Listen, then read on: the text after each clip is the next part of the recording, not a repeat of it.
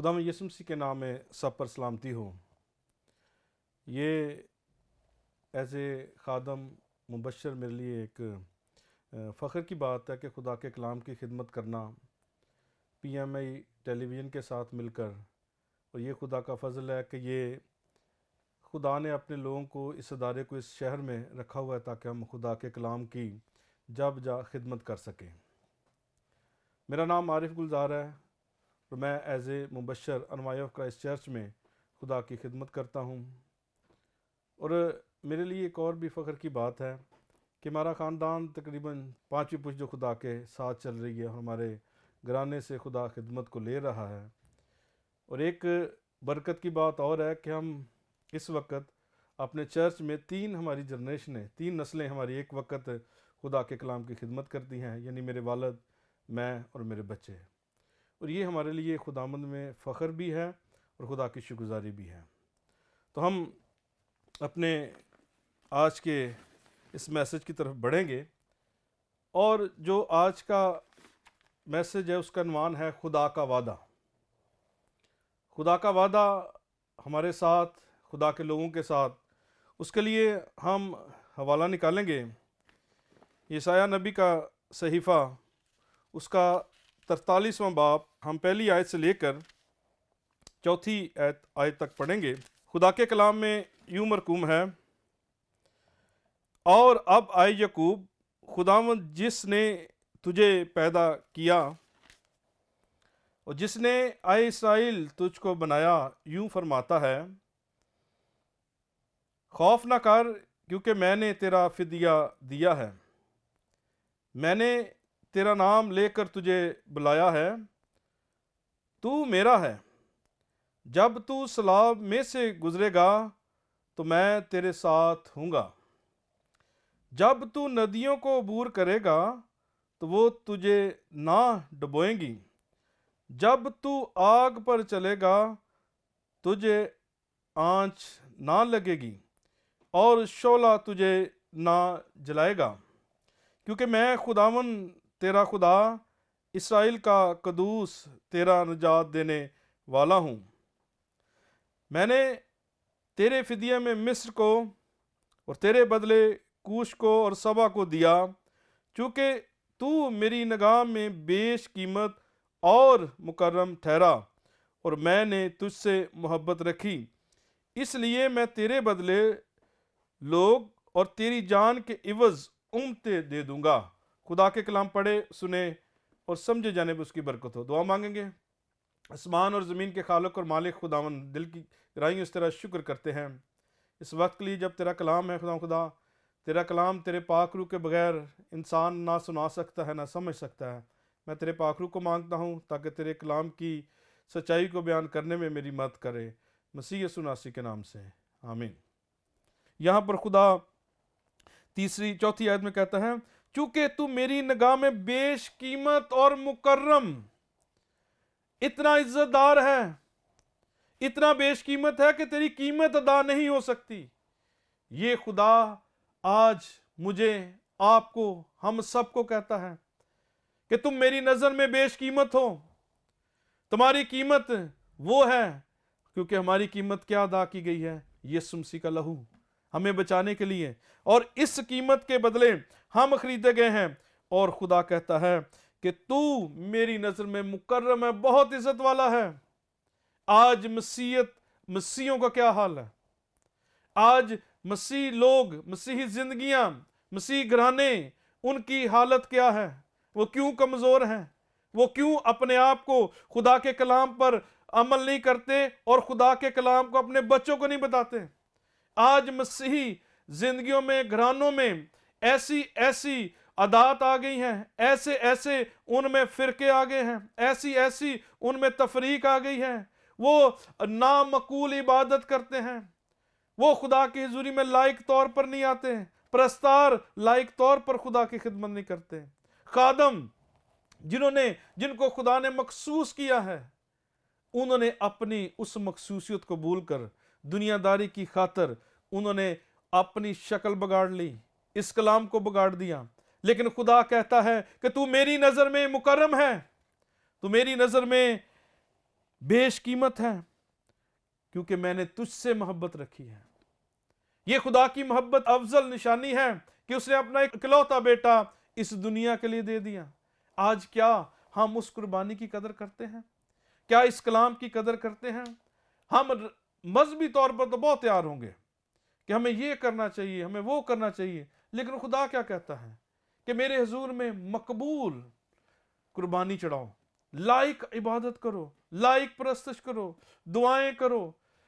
हम देखते हैं कि अक्सरियत बहुत सारी जगहों पर खुदा के लोग इकट्ठे होते हैं, लेकिन रस्मन अगर हम चाहते हैं इन सच्ची बरकत को लेने के लिए कि नदियां हमें ना डुबोएं, आज की नदियां क्या हैं? हालात हैं। आज की नदियां क्या हैं? मुखालफत है। जहां खुदा का नाम लिया जाता है, जहां पर खुदा के नाम का प्रचार किया जाता है, वहां पर मुखालफत खड़ी होती है। लेकिन हमें घबराना नहीं, हमें खौफ नहीं खाना, क्योंकि हमारे साथ वादा है कि तू मुझसे पैदा हुआ है, मेरी नजर तुझ पर है, मैं तुझे बचाऊंगा। और ये कलाम आज भी खुदा ऐसे मुबशर, ऐसे खादम इस दुनिया में हैं जो खुदा के कलाम की खिदमत कर रहे हैं। हमने उनके पास जाना है। ये खुदा का बहुत बड़ा जरिया है। टेलीविजन नेटवर्क जो है, इसके जरिया से जहां कलाम नहीं सुनाया जाता, नहीं सुना जाता, या हम नहीं पहुंच सकते, या आप नहीं जा सकते, ये छोटी सी डिवाइस हमें वो कलाम का जरिया बन जाती है। आज ये शख्स कोई गुमराह ना रहे, कलाम पढ़ें, कलाम को बच्चों को बताएं कि कलाम को पढ़ने में ही तुम्हारी बरकत है, तुम्हारी निजात है, तुम्हारी बख्शिश है। कि खुदावंद ने यशवा को कहा, ये शरीयत की किताब तेरे मुंह से ना हटे, दिन और रात तुझे इसका ध्यान रहे, तब तुझे अकबाल मंदी की राह नसीब होगी। अकबाल मंदी की राह के लिए, फतह मंदी की राह के लिए, कामयाबी के लिए, चाहे हम PhD कर ले, चाहे हम कितने भी पढ़ जाएं, अगर खुदा का कलाम हमारी जिंदगी में नहीं है तो हम खाली हैं, क्योंकि हम गुमराह हो सकते हैं। ऐसी मिसालें हमारी जिंदगी में इर्द गिर्द हमारे जो बच्चे हैं वो क्यों गैर मजहब में जा रहे हैं, क्यों खुदा को छोड़ रहे हैं? क्योंकि उनकी बुनियादों में खुदा का कलाम नहीं। और ये किसका सबसे पहले जो काम है वो माँ बाप का है। माँ बाप का काम है कि बच्चों को खुदा के पास लेके जाएं। माँ का काम है, हमारी माँ हमें सबको, भाइयों को खुदा के घर में, चर्च में, पादरी शकील साहब के चर्च में लेके जाती थी। और उनका ये असूल था कि जो चर्च नहीं जाएगा उसे खाना नहीं मिलेगा। और हम खुदा का शुक्र करते हैं कि हमारी वालदा इस दुनिया से चली गई, लेकिन उनका वो हमें जबरदस्ती भी लेके जाना आज हमारे लिए और मेरे खानदान के लिए बाइस बरकत है, क्योंकि उन्होंने मुझे भी और मेरे बच्चों को भी इस राह पर लगाया। और खुदा का शुक्र कर रहे हैं हम कि हम खुदा की खिदमत में हैं। इसलिए माँ बाप के लिए ये लाजमी है, बच्चों को जितना मर्जी पढ़ाएं, उनको जितना मर्जी अच्छी आसाइश दें, ये अच्छी बात है। लेकिन अगर आपने खुदा का कलाम ना दिया तो फिर मुश्किल है, फिर ये नदियां उन्हें डुबो देंगी, ये शोले उन्हें जला देंगे, ये हालात उन्हें तबाह कर देंगे। लेकिन मेरे खुदा का वादा है, अगर आप अपने बच्चों की तालीम और तरबियत करेंगे, इमसाल की किताब में लिखा है, बेटे की उस राह पर तरबियत कर कि वो बूढ़ा होकर भी ना मुड़े, ना रुके, वो चलता रहे। इसलिए अपने बच्चों की फिक्र करें, अपने घर बार की फिक्र करें, जिस तरह हम उनकी दुनियावी तालीम की फिक्र करते हैं, खुदा के कलाम की फिक्र करें। फिर हमारे बच्चे कामयाब होंगे और खूब कामयाब होंगे, ये खुदा का वादा है। आज हमारे बच्चे पढ़े लिखे अच्छे नौकरियों पर लग रहे हैं, वजह क्या है? उनके पीछे दुआएं हैं। माँ बाप जो काहिन है घर का, उसका फर्ज बनता है कि वो अपने बच्चों की तालीम और तरबियत करे और खुदा के कलाम को उनकी जिंदगी में, जब तक वो जिंदा रहें, वो उनकी जिंदगी में कायम रहे। और उसके लिए असूल और फार्मूला सिर्फ और सिर्फ एक है, यस्सु पर ईमान ला, तू और तेरा घराना निजात पाएगा। अब यस्सु के वसीला से हम उन बरकत के वारिस हैं, और इसके लिए खुदा का कलाम है, और खुदा के कलाम के वसीला से हम आगे बढ़ेंगे। इसलिए खुदा कहता है कि मैंने तुझसे मोहब्बत रखी है। खुदा ने मुझसे मोहब्बत रखी, आपसे मोहब्बत रखी, हर एक कौम और कबीले से मोहब्बत रखी है।